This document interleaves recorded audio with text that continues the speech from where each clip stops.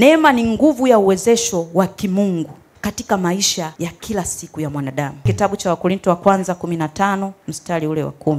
Huyu ni Paulo, alikuwa akiongea na wale watu wa Korintho, akiwaonyesha kwamba mimi kazi ninayofanya sio kwamba basi mimi najiweza, naweza sana.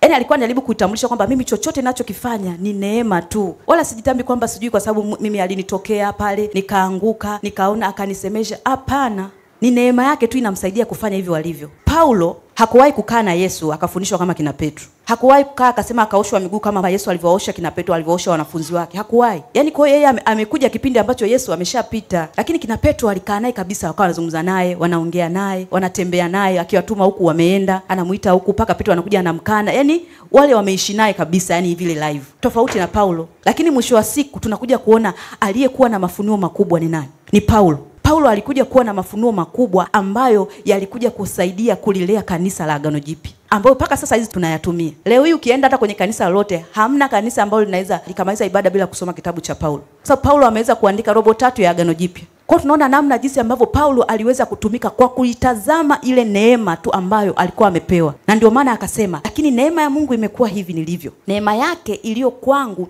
ilikuwa sio bure. Kwamba hakupewa tu basi ili mradi. Alipewa lakini alikuwa anaifanyia kazi. Unajua neema inapokuja, alafu usipoitambua, itakaa tu, itakuwa kama imedumaa. Kwa hiyo itakuwepo tu, utakuwa unasema tu mimi nina neema, lakini haifanyi kazi kwa sababu wewe mwenyewe hujaitambua na hautaki kuifanyia kazi. Paulo alipopata hii nafasi, aliifanyia kazi ile neema, na ndio maana alikuwa kila siku anakuja na kitu kipya. Kila siku anakuja na mafunuo haya, na akaweza kuandika vitabu vyote alivyoweza kuandika na kulitunza kanisa la Agano Jipya. Kwa hiyo hii itupe kujua kwamba hatutaki kujitamba na kile tulicho nacho, au hatutaki kujivunia na kile kitu ambacho unajua mimi ninacho. Pengine sababu mimi nina degree 4, najivunia hizo. Mimi nina vyeti sijui labda 12. Hapana, usijivunie vile vyeti. Kando ya vile vyeti, jivunie neema. Kando ya hiyo ajira ambayo umepata, pengine unaweza kusema mimi I was the best kwenye interview. Sijui nilifanya hivi na nikapita interview zote. Kwa kuna interview 10, mimi ndo nimechaguliwa wa kwanza. Kando ya hivyo vyote, sema ni neema. Itambue neema ambayo imekupitisha kwenye hivyo vitu ambavyo unasema sasa niko hapa. Unapoacha kuitambua neema, mwisho wa siku ukienda kwenye hiyo kazi, itaacha kutembea na wewe. Alafu utajikuta mbona kazi imekuwa ngumu?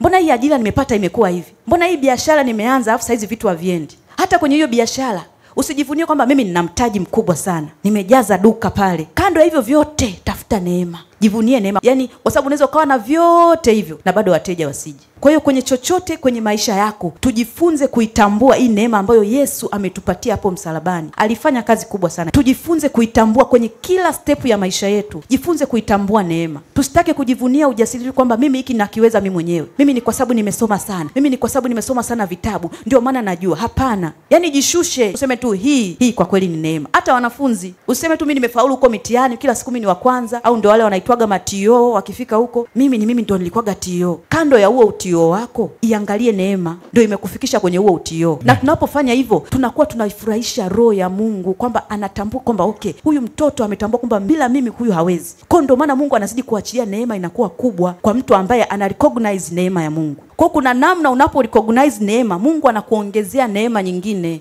ambayo itakusaidia kusukuma kwenye uhitaji mwingine. Kwa sababu unapomaliza uhitaji huu, jua kuna uhitaji mwingine. Usifikiri kwamba hapo umemaliza basi ndo tumekaa. Kuna uhitaji mwingine ambao utahitaji tena neema ikutoe hapo.